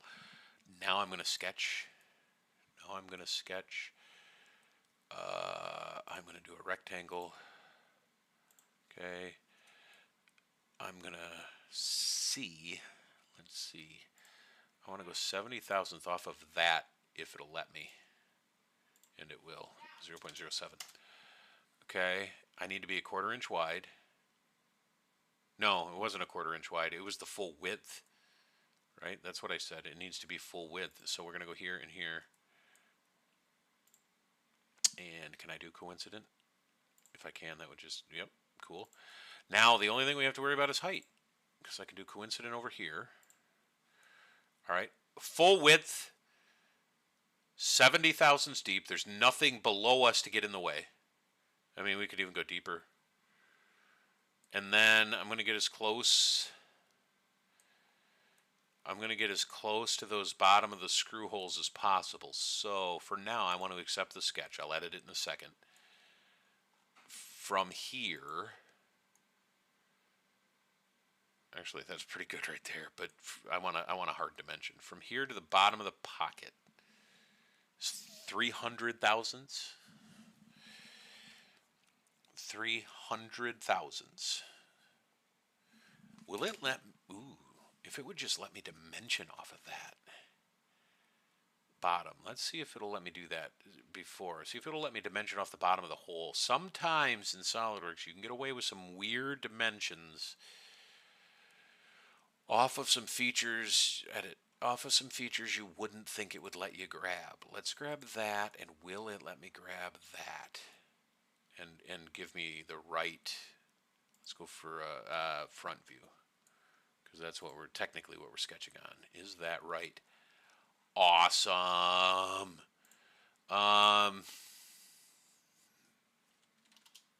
millimeter? Well, we might as well go 40 thousandths, 0.04. That's 1 millimeter is, I mean, it's a 0.2 layer height. 1 millimeter is, what, 5 layers of plastic. That should be plenty for the bottom of the screw holes. I don't know if that's big if this is big enough to get a connector through. I mean, that's kind of a guess, but now if I take that sketch, extrude it as a remove and not blind, but if I go up to a face and just grab the back face, we got a channel to get a wire out of.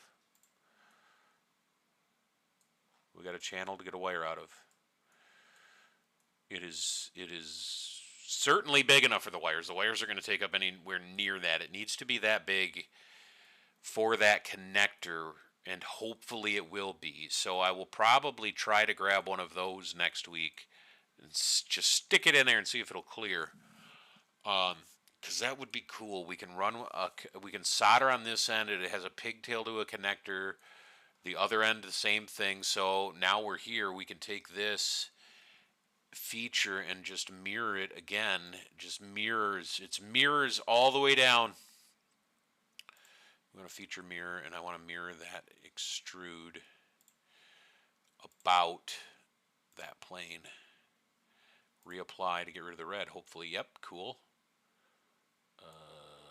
Boom. So those now match, and this no longer, if I go back to my assembly, it should no longer look like it was just tacked up there at random. How thick is our wall here? I guess it doesn't really matter. It's kind of, here's what it is.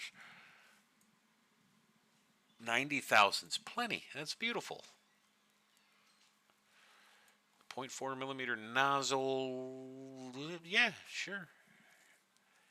Yeah, and again, like I said, it looks like it belongs there. It doesn't look like this side was just tacked on just to hold the board. It looks like we had those there already, and oh, by the way, we mounted the board to it, which is kind of cool. It again, I mean, let's face it. I'd rather they weren't there at all, either one of them. But like, I kind of like that it's now symmetric. I do kind of like that it's now symmetric. We can put, I mean, just to show you the kind of things I'm thinking about when we get to fancying this up and prettying it up. If I do a fillet, let's make this nice and big, like a 1/2 inch, and drop this in here. Like, imagine that, right? We're not interfering with anything because the LED board, like if I accept it, I might as well, if I accept it, we're not interfering with the LED board. Give it a second to refresh, right? That's the kind of thing I'm talking about when I'm talking about making this pretty. Now, I can't do the same thing. I'd like to do that here too, but I can't because then it definitely won't match this side. We can't like fit. We can a little bit, I guess, before we get under this board, but we don't want to encroach on the screw hole, so we can't make too big of a fillet. But stuff like that, when I talk about prettying this up, is what I'm talking about. Is, you know, things like that. It makes it look a little sleeker, right? A little more sports car-ish, if you will. So yeah, I'm gonna go after that next week. I wanna see if I can grab one of those connectors, one of, you know, the mating side of this, and make sure it'll fit through there. And if it'll fit through there, like, we're done with parts. There's a couple of things I can throw on here. There's a couple of things I can throw on here to sort of make things prettier, I guess is a good way to put it. And now that I'm thinking about it, we could do almost the same thing I just did, because the motor wires are going to end up coming out of the front of the motors. Like, this is the motor, the square bit is the gearbox. So the motor leads connecting these two little recesses. They got to get out to the back and to these connectors. So I'm thinking of protecting those sort of the same way we just did with these slots, and maybe just bridging material between the motor mount here and where we put the RFID, like bridge straight across. We got this gap to feed those leads through. It's a smaller connector because it's the same style. It's a JST connector, but it's only 2 pins. It should fit through there already. But then that wire's not just flopping down below our robot, right? It'll be tucked in through that channel. I kind of like that. So we've got options. So next week will be that sort of thought process. Where do we go with the wires? The rest of the wires, make sure these channels are big enough to actually get the connector through the way we want. And actually, that doesn't matter. So I don't need to do that. See, I was thinking so far ahead. I was thinking that part of the problem sometimes, at least for me, is that I get stuck thinking in one direction. I was thinking I had to fish that 4-pin connector through from this direction. I don't have to do that, because looking at it from this way, I remembered this slot is already, by definition, big enough to slide the board in. So if the connector won't fit through from the front, the board will definitely fit in from the back. So we're good. Those slots are good. Then we'll worry about motor wires. We'll worry about these sensor wires. Where do they go? I don't think we're going to have room. I mean, I don't think we're going to have room to protect them sort of the way we just did, unless we get rid of these little cutouts, which is doable. They were kind of arbitrary anyway, these little cutouts, just to not make it square. But if we got to go back to square for the sake of completeness, because we're in kind of a no when it comes to wire routing. The PCB is a no-fly zone. We can't come through the PCB, but we can do whatever we want with the plastic, right? The chassis. We can't come through that PCB, but we can do whatever we want with that chassis. And next week we will definitely abuse it into submission, and get everything tightened down. I do believe, like right now, if we wanted to call this, if I needed to make a bill of material, we're pretty close. Like, yeah. So anyway, I think we will call it there. Again, next week we'll pick up again with this project. Again, we're 6 episodes in, 2 hours ish a piece. That's 12 hours. It's, again, if we were a full-time designer working on this, it's like a day and a half for a robot design. I bet we won't even be 2 complete days before this is done. And now the hardest part again for me is just waiting, because we've got some cool ideas and now I've got to wait a week. So I hope to see you there. I hope you find this interesting, whether you were here live or you're finding this in the future. Hi from the past. And again, hopefully you learned something, though I guarantee you that was quite unintentional. Yeah, and we'll see you back here same time next week, Tuesdays at 8 o'clock Eastern Standard